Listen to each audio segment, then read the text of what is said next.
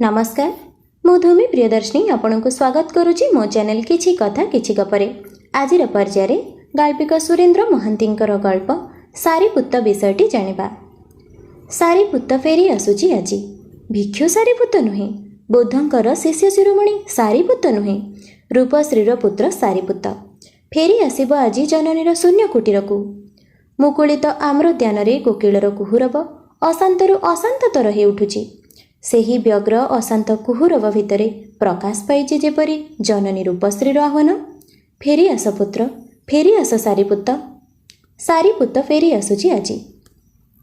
ଦେବତା ବ୍ରାହ୍ମଣଙ୍କ କଥା କ'ଣ ମିଛ ହୁଏ?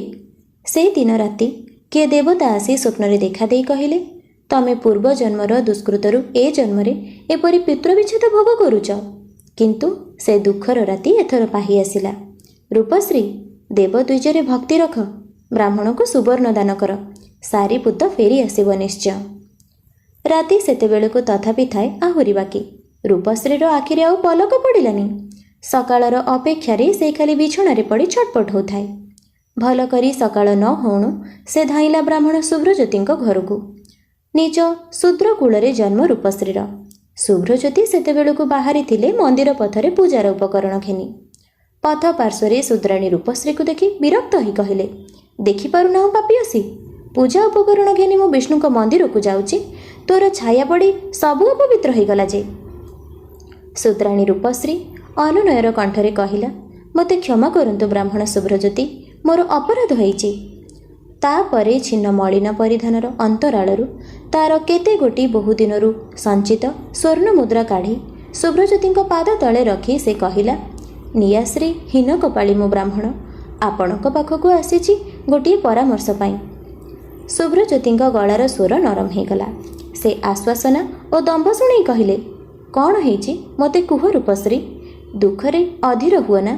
ପ୍ରାଣୀର ଦୁଃଖ ଅପନୋଦନ କରିବା ତ ବ୍ରାହ୍ମଣର କର୍ତ୍ତବ୍ୟ। ଏ ସ୍ୱର୍ଣ୍ଣ ମୁଦ୍ରାରେ ବା କି ପ୍ରୟୋଜନ ଥିଲା? ହଉ, ଆଣିଛୁ ଯେତେବେଳେ ନ ନେଲେ ତ ମୋର ଅପରାଧ ହେବ। ରୂପଶ୍ରୀ କହିଲା, ସାରିପୁତ୍ତ କ'ଣ ସତରେ ଫେରିବ ଆଉ ବ୍ରାହ୍ମଣ? କାଲି ରାତିରେ ମୁଁ ସ୍ୱପ୍ନରେ ଦେଖିଲି, ଜଣେ ଦେବତା ମୋତେ ସ୍ୱପ୍ନରେ ଦେଖାଦେଇ ଅଭୟ ଶୁଣିଲେ, ମୋର ସାରି ଫେରି ଆସିବ ନିଶ୍ଚୟ। କେଉଁ ପୂର୍ବଜନ୍ମର ଦୁଷ୍କୃତରୁ ମୁଁ କୁଆଡ଼େ ଏ ଜନ୍ମରେ ପୁତ୍ର ବିଚ୍ଛେଦ ଭୋଗ କରୁଛି, କିନ୍ତୁ ସାରି ଫେରିବ ତ? କୁହ ବ୍ରାହ୍ମଣ, ତମେ ତ ତ୍ରିକାଳଦର୍ଶୀ। ଶୁଭ୍ରଜ୍ୟୋତି କିଛି ସମୟ ଦୁଇ ଚକ୍ଷୁ ନିମୀଳିତ କରିବା ପରେ କହିଲେ, ତମେ ପୂର୍ବ ଜନ୍ମରେ ବ୍ୟାଧ ରୂପରେ ଜନ୍ମ ନେଇଥିଲ ରୂପଶ୍ରୀ। ଦିନେ ଗୋଟିଏ ମୃଗିଣୀ ମୃଗ ଶିଶୁ ସହିତ ଯାଉଥିଲା ଶାନ୍ତ ଛାୟା ସ୍ନିଗ୍ଧ ଅରଣ୍ୟ ପଥରେ। ସେତିକି ବେଳେ ତମେ ସର ସନ୍ଧାନ କଲ ମୃଗିଣୀକୁ ଲକ୍ଷ୍ୟ କରି, କିନ୍ତୁ ସର ଭେଦ କଲା ମୃଗ ଶିଶୁର ନବନୀତ କୋମଳ ଦେହରେ। ସଙ୍ଗେ ସଙ୍ଗେ ଯନ୍ତ୍ରଣାର ଜ୍ୱାଳାରେ ପ୍ରାଣବାୟୁ ତାର ଉଡ଼ିଗଲା।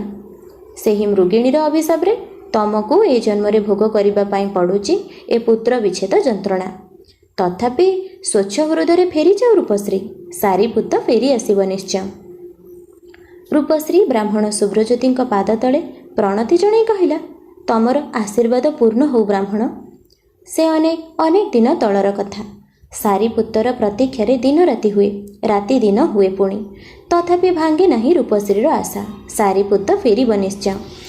ଦିନେ ଦିନେ ଜନଶ୍ରୁତିରେ ରୂପଶ୍ରୀ ଶୁଣେ ପୁତ୍ର ସାରିପୁତ୍ତର କଥା।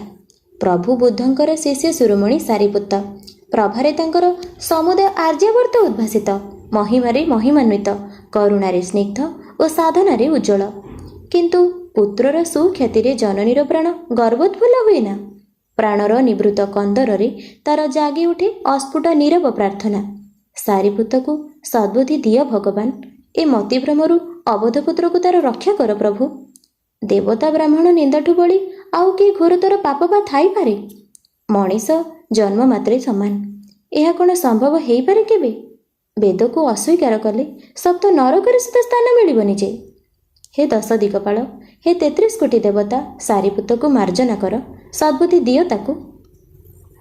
କେବେ କେବେ ବୌଦ୍ଧ ଭିକ୍ଷୁମାନେ ରୂପଶ୍ରୀର କୁଟୀରକୁ ଆସନ୍ତି ଭିକ୍ଷା ପାଇଁ, କିନ୍ତୁ ରୂପଶ୍ରୀ ସେମାନଙ୍କୁ ଦୂର ଦୂର ମାର ମାର କରି ତଡ଼ିଦିଏ। ବୌଦ୍ଧ ଭିକ୍ଷୁମାନଙ୍କୁ ଦେଖିଲେ ତାର ଦେହ ସାରା ଯେମିତି ବିଷ ଚରିଯାଏ।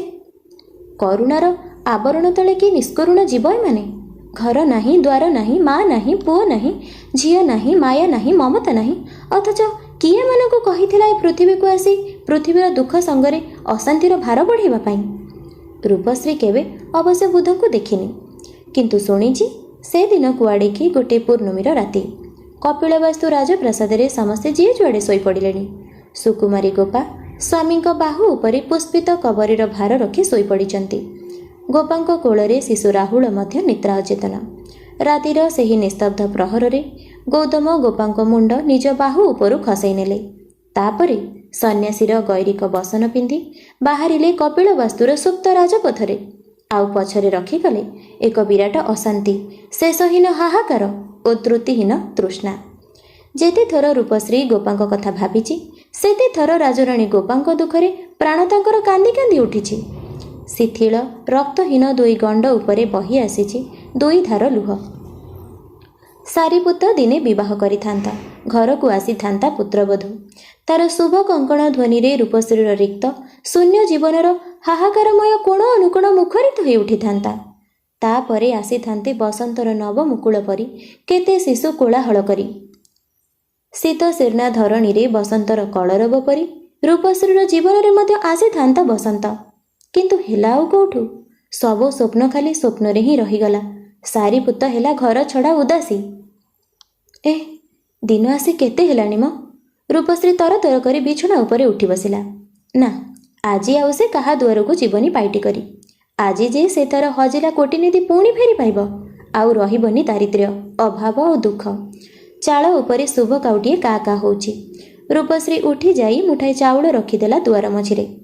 କାଉ ଆସି ଗୋଟିଏ ମୁଠା ଚାଉଳ ଖୁମ୍ପି ନେଇ ପୁଣି ଉଡ଼ିଗଲା ଚାଳ ଉପରକୁ। ଶୁଭ କାଉ କଥା ମିଛ ହବନି କେବେ। ସାରିପୁତ ଫେରି ଆସୁଛି ଆଜି ରୂପଶ୍ରୀର କୋଳକୁ।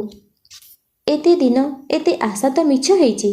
ଆଜି ଯଦି ଆଗ ପରି ସବୁ ମିଛ ହେଇଯାଏ? ରୂପଶ୍ରୀର ଛାତି ଦମ ଦମ ହେଇ ପଡ଼ିଲା।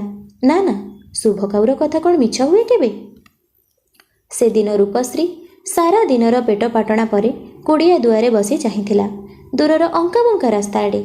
ସେଇ ରାସ୍ତାରେ ସାରିପୁତ ଦିନେ କୁଆଡ଼େ ଚାଲିଗଲା, ଆଉ ହୁଏତ ଫେରିବନି। କିନ୍ତୁ ଶୁଭ୍ରଜ୍ୟୋତି ତ ବାରମ୍ବାର ସାନ୍ତ୍ୱନା ଦିଅନ୍ତି ତାକୁ। କେଜାଣି ହୁଏତ ଫେରିପାରେ। ସେ ଅନେକ ଦିନ ତଳର କଥା। ନାଳନ୍ଦାରୁ ଦଳେ ଅଭିନେତା ସବୁଆଡ଼େ ବୁଲି ବୁଲି ନିର୍ବାଣ ନାଟକ ଅଭିନୟ ଦେଖାଉଥାନ୍ତି।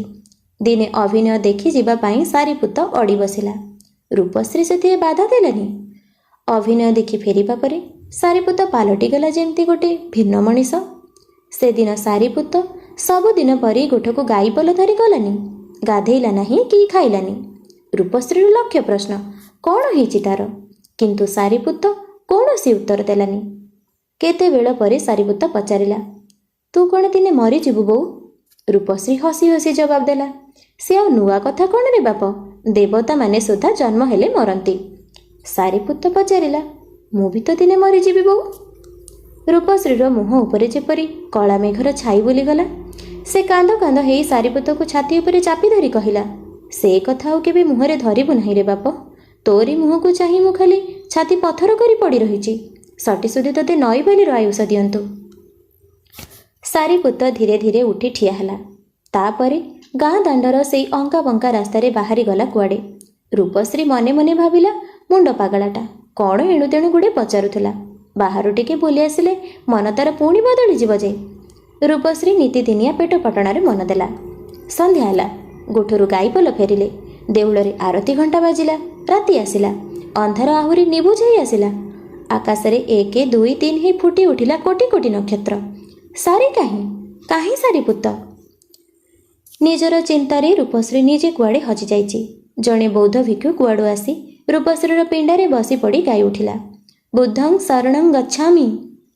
ରୂପଶ୍ରୀର ଦେହ ସାରା ଯେମିତି ବିଷ ଚରିଗଲା। ମାତ୍ର ନିଜକୁ ସଂଯତ କରି ସେ କେଜାଣି କାହିଁକି ପଚାରିଦେଲା, ଆଚ୍ଛା, ତୁମେ ସାରିପୁତଙ୍କ ଖବର ଜାଣିଛ ଭିକ୍ଷୁ? ଭିକ୍ଷୁ କହିଲା, ନିଶ୍ଚୟ, ତାଙ୍କରିଠାରୁ ଖବର ନେଇ ତ ଲୁମ୍ବିନୀରୁ ଏତେ ବାଟ ଚାଲି ଚାଲି ଆସୁଛି। ରୂପଶ୍ରୀ ଆନନ୍ଦୋତ୍ଫୁଲ୍ଲ କଣ୍ଠରେ ପଚାରିଲା, କି ଖବର ପଠେଇଛି ସାରିପୁତ? କୁହ ଭିକ୍ଷୁ, ତାରି ପାଇଁ ତ ମୁଁ ଚାତକ ପରି ଚାହିଁ ବସିଛି। କୁହ ଭିକ୍ଷୁ, ତାର ସବୁ କୁଶଳ ତ? ଭିକ୍ଷୁ କହିଲା, ଆସନ୍ତା ଫାଲ୍ଗୁନ ପୂର୍ଣ୍ଣିମା ଦିନ ସେ ଫେରି ଆସିବେ ବୋଲି ମୋ ହାତରେ ଖବର ପଠେଇଛନ୍ତି ମା। ସେଦିନ ରୂପଶ୍ରୀ ଦ୍ୱାରରୁ ଭିକ୍ଷା ଦଣ୍ଡୁଳର ଭାର ଭିକ୍ଷୁ ବୋହି ପାରିଲାନି। ଏହି ଘର ଛଡ଼ା ଭିକ୍ଷୁମାନଙ୍କ ପ୍ରତି ରୂପଶ୍ରୀର ପ୍ରାଣ କିପରି ଅସ୍ୱାଭାବିକ ଭାବରେ କୋମଳ ହେଇ ଉଠିଲା। ସେଦିନ ଫାଲ୍ଗୁନ ପୂର୍ଣ୍ଣିମା। ପୂର୍ଣ୍ଣଚନ୍ଦ୍ର ଉଠୁଛି ରାଜଗୃହ ସୀମାନ୍ତରେ ବନ ଶୀର୍ଷ ଉଢାଳରୁ। ରୂପଶ୍ରୀ ସେହି ପୂର୍ଣ୍ଣଚନ୍ଦ୍ର ଆଡ଼େ ଚାହିଁ ସ୍ୱପ୍ନର ଜାଲ ବୁଣି ଚାଲିଛି। ପୁଣି ତାର ଭଙ୍ଗା ସଂସାର ସୁନାର ହସରେ ହସି ଉଠିବ। ସାରିପୁତକୁ ବିବାହ ନ ଦେଇ ସେ ଛାଡ଼ିବନି ଏଥର। ସେ ଯେଉଁ ଚମ୍ପାଗୋରୀ ଝିଅଟି ଉପାଳି, ଅନେକ ଦିନରୁ ରୂପଶ୍ରୀ ତା କଥା ଭାବି ଠିକ୍ କରି ରଖିଛି। ଉପାଳିର କଳା ଆଖିର ସ୍ୱପ୍ନ ଜାଲରେ ଥରେ ଧରା ପଡ଼ିଲେ ସେ କ'ଣ ଆଉ କେବେ ଏ ଘରଛଡ଼ା ଭିକ୍ଷୁଙ୍କ ଦଳରେ ମିଶିବ? ହେ ଭଗବାନ, ଏଥର ଯେମିତି ତାର ହାରାନିଧି ହାତକୁ ଆସି ପୁଣି ହାତଛଡ଼ା ନ ହୁଏ। ପୂର୍ଣ୍ଣମୀର ଚନ୍ଦ୍ର ଦିଗ୍ବଳର ବହୁତ ଉପରକୁ ଉଠି ଆସିଲାଣି। ରୂପଶ୍ରୀର ମନର ଆକାଶରେ ଆଶଙ୍କାର ଛାଇ କ୍ରମେ ଦୀର୍ଘରୁ ଦୀର୍ଘତର ହେଇ ଉଠୁଛି। ଏତିକି ବେଳେ ଦୂରରୁ କାହାର କଣ୍ଠରେ ଶୁଭିଲା, ବୁଦ୍ଧଂ ଶରଣଂ ଗଚ୍ଛାମି। କାହାର ଏ କଣ୍ଠସ୍ୱର? ଏ ଯେ ସାରିପୁତ।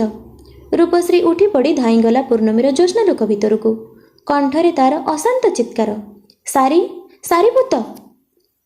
ଗୋଟିଏ ଶୀର୍ଣ୍ଣ ଲଣ୍ଡିତ ମସ୍ତକ ଜରାଜୀର୍ଣ୍ଣର ଭିକ୍ଷୁ ରୂପଶ୍ରୀର ପାଦ ତଳେ ମୁଣ୍ଡ ନୁଆଁଇ ପ୍ରଣିପାତ କଲେ। ରୂପଶ୍ରୀ ବ୍ୟସ୍ତ ଭାବରେ ପଚାରିଲା, କୁହ ଭିକ୍ଷୁ, ସାରିପୁତ କାହିଁ? ଆଜି ପରା ଫାଲ୍ଗୁନ ପୂର୍ଣ୍ଣିମା। ଭିକ୍ଷୁ ଜବାବ ଦେଲା, ମୁଁ ଯେ ସାରିପୁତ ମା। ରୂପଶ୍ରୀ କାନ୍ଦ କାନ୍ଦ ହେଇ କହିଲା, ନା ମୋ ସାଙ୍ଗରେ ଆଉ ଛଳନା କରନା ବାପ, କୁହ ମୋର ସାରି କାହିଁ? ଭିକ୍ଷୁ ସ୍ମିତ ହସି କହିଲା, ମୁଁ ଯେ ତମରି ସାରିପୁତ ମା, ଲୁମ୍ବିନୀରୁ ଆସୁଛି। ଏଇ ସାରିପୁତ, ଏଇ ଲଣ୍ଡିତ ମସ୍ତକ ଜରାଜୀର୍ଣ୍ଣ କଙ୍କାଳସାର ଭିକ୍ଷୁ, ମୁହଁରେ ପୁଣି ସେଇ ଅଲକ୍ଷଣ ଘରଭଙ୍ଗା କଥା, ବୁଦ୍ଧଂ ଶରଣଂ ଗଚ୍ଛାମି।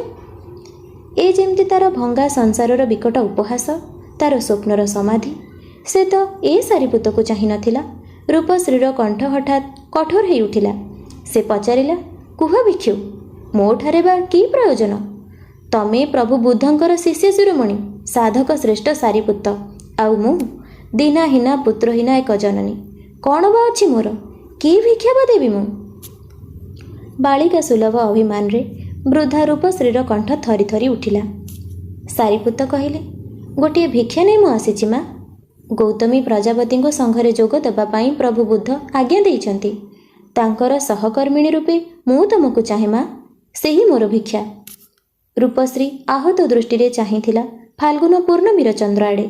ସାରିପୁତ କହିଲେ, କୁହ ମା, ବୁଦ୍ଧଂ ଶରଣଂ ଗଚ୍ଛାମି। ରୂପଶ୍ରୀ ରୁଢ଼ କଣ୍ଠରେ କହିଲା, ଫେରିଯାଅ ଭିକ୍ଷୁ। କୋଟି କୋଟି ପ୍ରାଣରେ ଅଶାନ୍ତି ଓ ଅତୃପ୍ତିରେ ଦାବାନଳ ଜଳେଇ ଯେଉଁ ସଂଘର ପ୍ରତିଷ୍ଠା, ସେ ସଂଘ ରହିବନି ଭିକ୍ଷୁ, ଏ ମୋର ଅଭିଶାପ। ସାରିପୁତ କିଂ କର୍ତ୍ତବ୍ୟ ବିମୂଢ଼ କଣ୍ଠରେ କହିଲା, ମା। ରୂପଶ୍ରୀ ଅଭିମାନ ଭରା କଣ୍ଠରେ ଉତ୍ତର ଦେଲା, ଭିକ୍ଷୁର ମା ପୁଣି କିଏ ସାରିପୁତ? ସାରିପୁତ ଶାନ୍ତ କଣ୍ଠରେ କହିଲେ, ନିର୍ବାଣର ଏକମାତ୍ର ପଥ ପ୍ରଭୁ ବୁଦ୍ଧଙ୍କର ଏହି ସଂଘ ମା।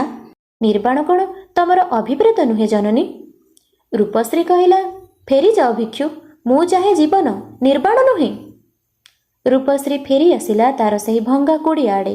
ସାରିପୁତ ରାତିର ଅଶରୀର ଛାୟା ପରି ମିଶିଗଲେ ଫାଲ୍ଗୁନ ପୂର୍ଣ୍ଣିମାର ଜ୍ୟୋତ୍ସ୍ନା ଭିତରେ। ଆଜିର ପର୍ଯ୍ୟାୟରେ ଗାଳ୍ପିକ ସୁରେନ୍ଦ୍ର ମହାନ୍ତିଙ୍କର ଗଳ୍ପ ସାରିପୁତ ବିଷୟଟି ସମ୍ପୂର୍ଣ୍ଣ ଭାବରେ ଜାଣିନେଲେ। ମୁଁ ଆଶା କରୁଛି ଆଜିର ଗଳ୍ପଟି ଆପଣଙ୍କୁ ନିଶ୍ଚିତ ଭାବରେ ଭଲ ଲାଗିଥିବ। ରହୁଛି, ଧନ୍ୟବାଦ।